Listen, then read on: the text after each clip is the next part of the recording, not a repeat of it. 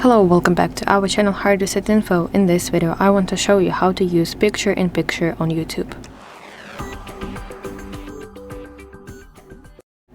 First of all, you want to enable picture-in-picture on your phone settings.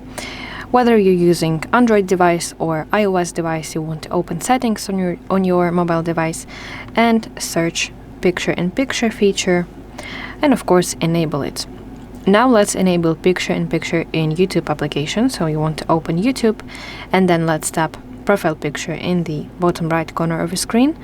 Now tap gear icon in the top right, and in this section, video and audio preferences, you will find playback section. Let's go here.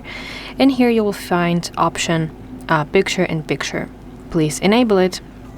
But here's a little note that this feature is only available in the United States, on the territory of United States of America.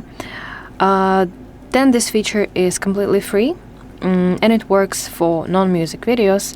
But if you are outside of US, you'll need to obtain premium subscription.